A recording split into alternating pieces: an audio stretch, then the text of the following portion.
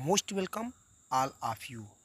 इस वीडियो में आप जैव प्रक्रम लेसन के अंतर्गत टॉपिक वायवीय तथा अवायवीय श्वसन में अंतर जानेंगे।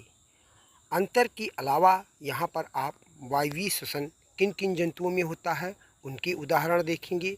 साथ साथ में अवायवीय श्वसन किन जंतुओं में पाया जाता है उनके यहाँ पर हम आपको उदाहरण बताएंगे। आइए हम आपको वायवीय तथा अवायवीय श्वसन में अंतर बताते हैं। वायवीय श्वसन होता है वह ऑक्सीजन की उपस्थिति में होता है। वायवीय श्वसन के लिए हमें क्या आवश्यकता होती है? ऑक्सीजन की आवश्यकता होती है, जबकि अवायवीय श्वसन में हमें ऑक्सीजन की आवश्यकता नहीं होती है। इसलिए यह श्वसन होता है ऑक्सीजन की अनुपस्थिति में होता है। अगला अंतर है वायवीय श्वसन में ग्लूकोज के अणु का विघटन होता है। ग्लूकोज के अणु का क्या है? पूर्ण विघटन होता है, जबकि अवायवीय श्वसन में ग्लूकोज के अणु का पूर्ण विघटन नहीं होता है।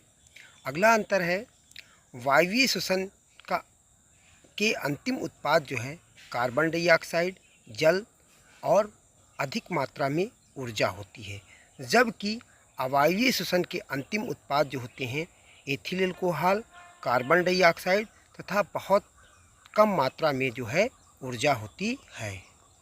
अगला अंतर है वायवीय श्वसन में ग्लूकोज के एक अणु के विघटन से 38 एटीपी अणु प्राप्त होते हैं, जबकि अवायवीय श्वसन में ग्लूकोज के एक अणु से 2 एटीपी अणु ही प्राप्त होते हैं। कहने का तात्पर्य यह है कि वायवीय श्वसन में अधिक ऊर्जा प्राप्त होती है, जबकि अवायवीय श्वसन में बहुत कम ऊर्जा प्राप्त होती है।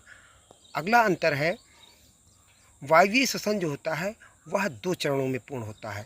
एक होता है ग्लाइकोलाइसिस और दूसरा चरण होता है क्रेब्स चक्र। तो इसमें इसका प्रथम चरण होता है ग्लाइकोलाइसिस, यह कोशिका के कोशाद्रव्य में होती है, जबकि इसका दूसरा चरण होता है माइटोकॉन्ड्रिया में होता है। और अवायवीय श्वसन होता है यह केवल कोशिका के कोशाद्रव्य में ही होता है।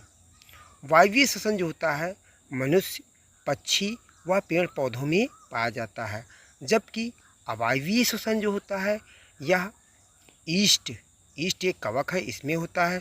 इसके अलावा कुछ परजीवी होते हैं जैसे फीता, क्रिम, स्कैरिस आदि में पाया जाता है। आपको यह वीडियो पसंद आया है तो आप मेरी वीडियो को लाइक करें और चैनल को सब्सक्राइब करें।